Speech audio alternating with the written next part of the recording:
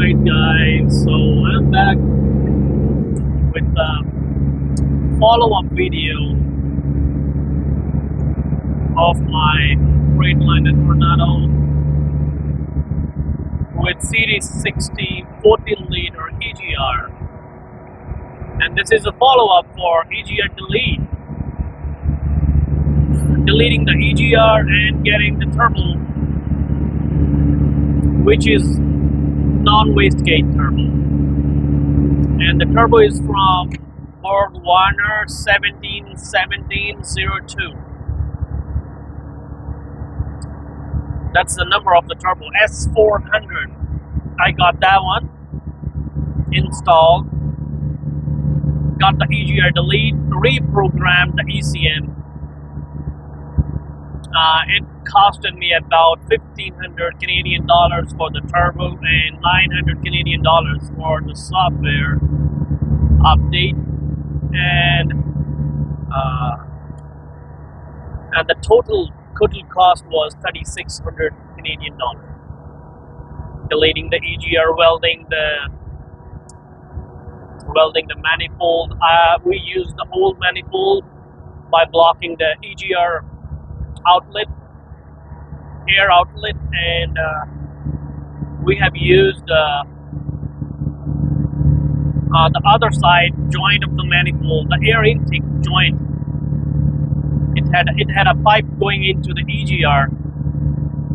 We just cut that pipe off and welded it. Then the EGR cooler is still attached with the engine, because I did not have the bypass pipe for the coolant. We took out the V-pod, we took out the EGR valve, the old turbo, and the fittings as well. So my review for this job, I am seeing some horsepower or pulling power increase in the engine. I really feel that the throttle response is very nice. Is like a V6 car, four-wheeler. That's how it responds for the throttle. As for the turbo, this turbo has a wait of a second before it start to work on, boost up. Has a little bit of hesitation, but as it start to build up the boost, it's a train, man. It's pulling very good. And last week I have seen some increase in the fuel mileage as well. So I have used how many liters less than before? 40 amps. So 20 to 30 liters less than before. 30 to 40 liters less than before for the same run.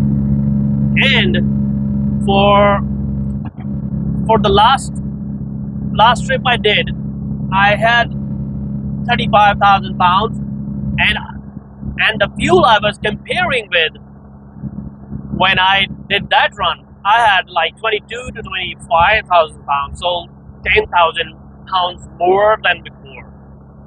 So still getting good fuel mileage. So before I was getting 6.2 with the EGR and wastegate turbo with the actuator. It was 6.2, and last week with this turbo, 10,000 heavier load, I got 6.6 to 6.5, and in between 6.6 and 6.5. I forgot the exact figure.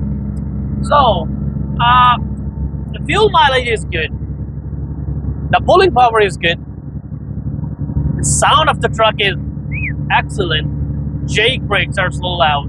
I have a straight pipe, so they're pretty loud, especially in the tunnel of Highway 77. We got two tunnels in the West Virginia. Oh God, in the tunnels, I have just make you cover your ears, man. And the engine brake in the tunnel is like killing somebody. A dead would wake up from the graves, that's how loud it is. So, I don't know if I could catch the sound of the truck with this mic or not. Yeah, I don't know. But it is really pretty good and pretty sweet. Singing all kind of songs. So, one drawback of this turbo, which is really very disappointing, and nobody told me before getting this upgrade. I have seen a lot of videos about it, a lot of research or articles, comments, but nobody ever talked about it, except there was one website. It was from PDI. Some guys asked them this question and they answered, and it was not even so clear, it was not so clear answer. So this is the Jake brake.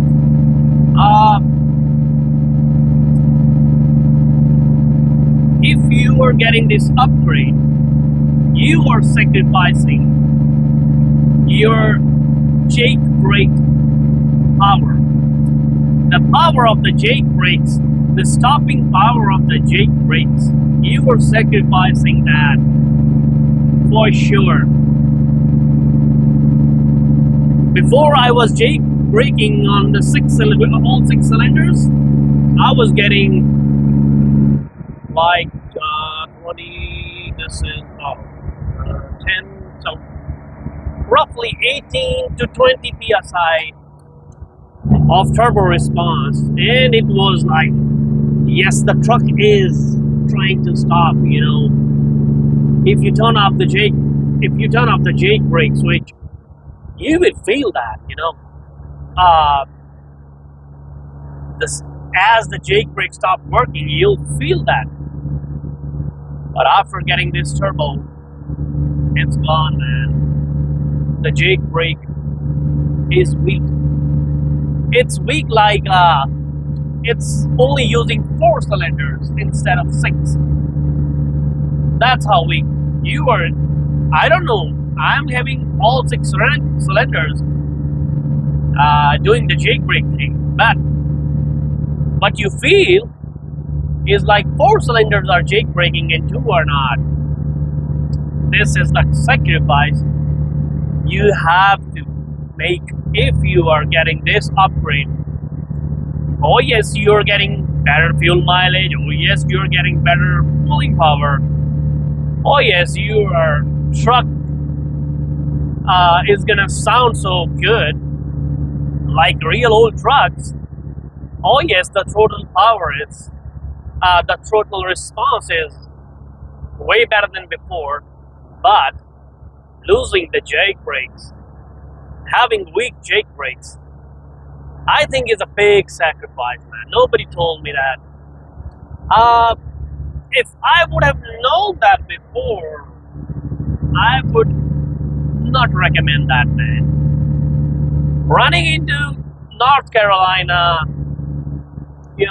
West Virginia, especially West Virginia, you really need Jakes, man. Good pulling, good, stopping power with Jake brakes. Luckily, I don't run like a full load heavies, 40,000 pounds and stuff. Luckily, I am not more than 35,000. Sometimes it is 38,000, but not more than that. But it is very occasional. Average weight I pull is 25, 28. This is what I get most of the times. So I am lucky for that. But if somebody is really pulling heavy, full heavy loads, you need jakes.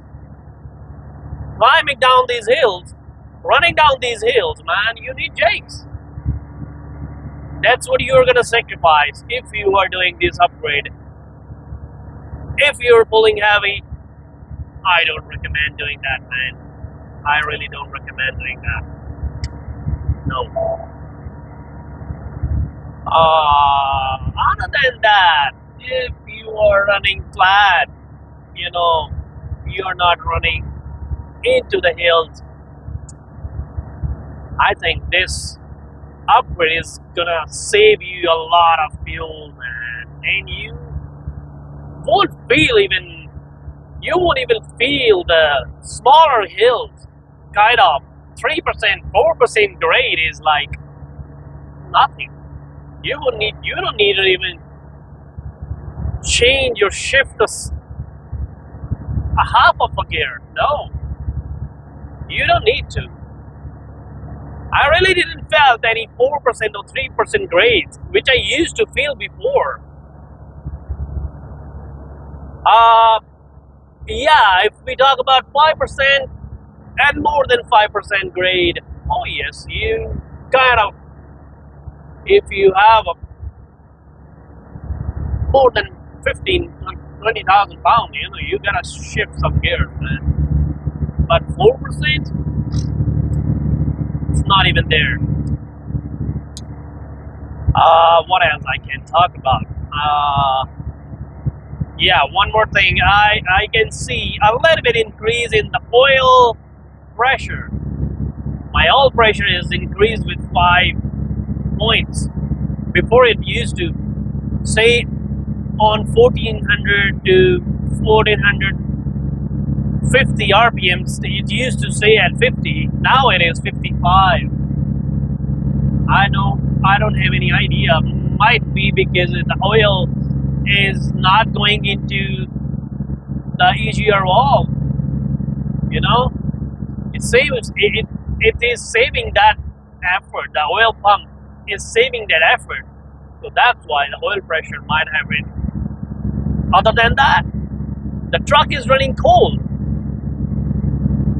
Before I used to,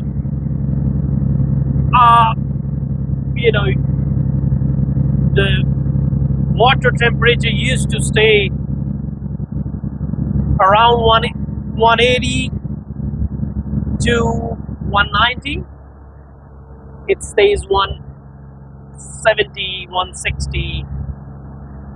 And on the hills, climbing on the hills, the same hills I used to have to turn on the fan. I don't need to turn on the fan now.